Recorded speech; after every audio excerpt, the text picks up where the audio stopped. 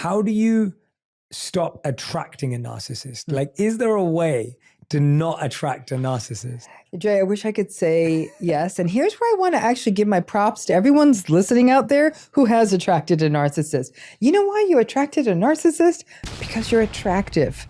And what I mean by attractive is you may be physically beautiful. It may be your physique. It may be your something you know. It may be your social status. It may be that you could do something for them. What's attractive to them may not be attractive to the rest of us. You're attractive to them because you're attractive, because you may have power of some kind in the world. When I say power, I don't mean like you're a leader. I mean, you're self-possessed. Many people who get into these relationships, we have this mistaken assumption that the people who get into these relationships are shrinking violets who have low self-esteem.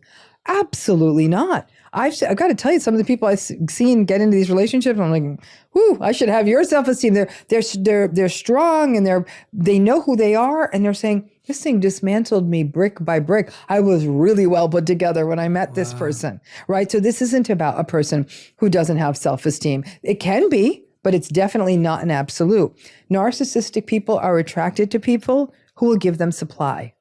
What is supply for every narcissistic person might be a little different, but it's usually physical attractiveness, status, praise. So you just being a nice person and praising someone could actually be what makes you attractive to them. So people may think, well, does that mean I have to stop being me? I'd say no. They may be attracted to you and you may be compelled for a minute.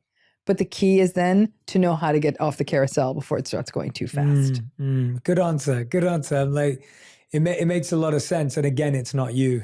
It's not you. It comes back to that, which I like. Talk me through the consistent, you talk about narcissism being consistent.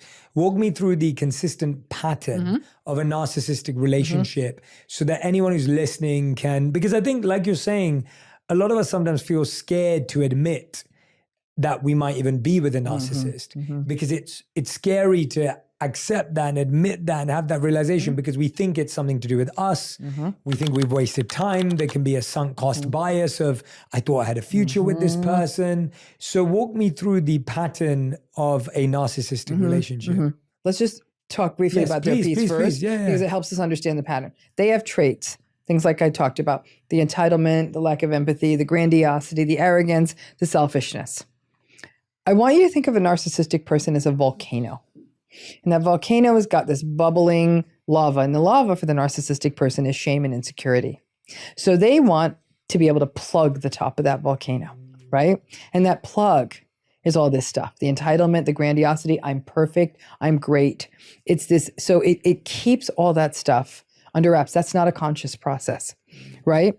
So, but every so often in life, something's going to push that lid off to the side, which might be feedback, a criticism. Somebody ends a relationship with them. Whatever it is, their day doesn't go the way they want. They get stuck in traffic and they're late to something. They don't get the table they want in a restaurant. Whatever it may be, that nudges that manhole cover over and the lava starts spilling out. And that lava is their rage and their anger because their shame has been shown.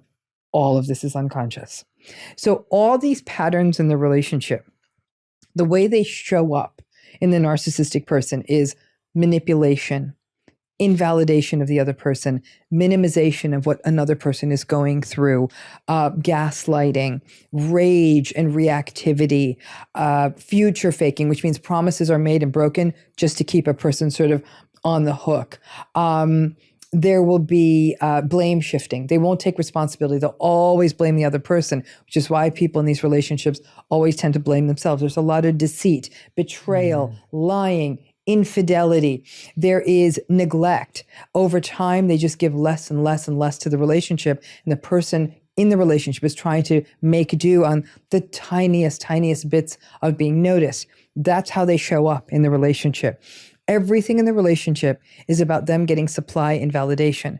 They have absolutely no interest in the needs, wants, and honestly, the subjective reality of the other person in the relationship.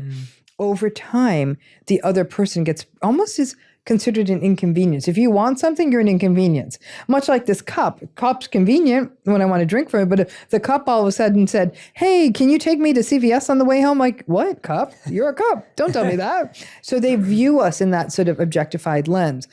all of these dynamics mean that over time, in order for the relationship to work, the other person has to entirely sacrifice themselves and buy into the reality system of the narcissistic person.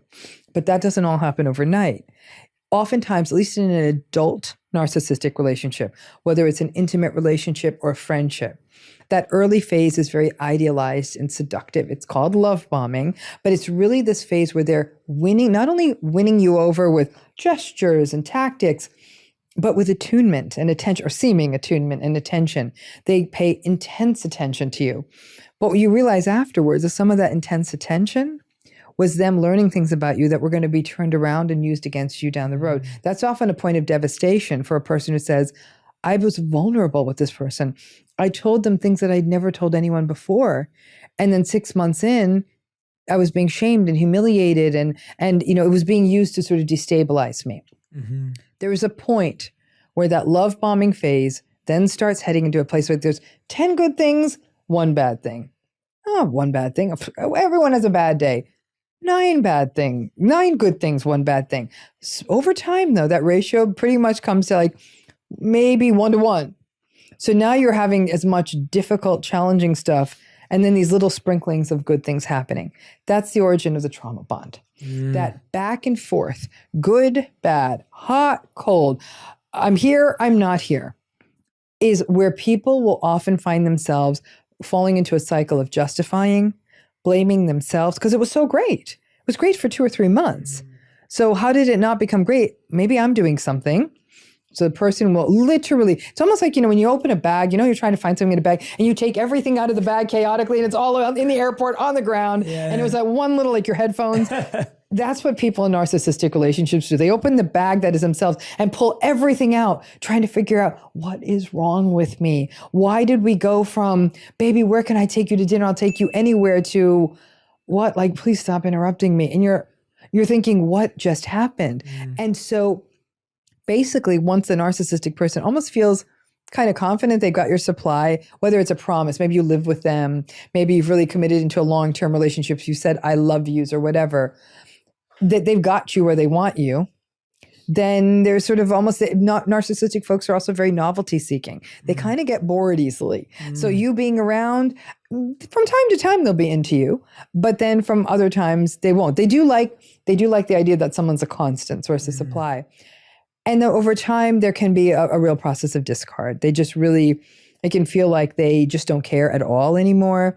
Basically, what they do is they no longer fulfill the roles and responsibilities of what it means to be in a close relationship, which is empathy, compassion, kindness, attunement, self-awareness. These are the responsibilities we have in a human relationship, and they do not fulfill them. I even hate putting them as responsibilities. I think that they come automatically for a healthy person. And then if you do decide to leave, or even if they decide to leave, you start to enter potentially a cat and mouse game of hoovering, where they'll pull you back, see how you're doing. Sometimes they'll even figure out, oh, they're happy now.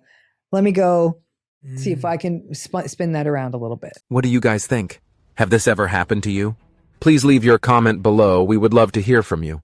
Thank you for making it this far. If you like this video, you might want to share it with a like-minded friend. Thank you, and as always, stay blessed.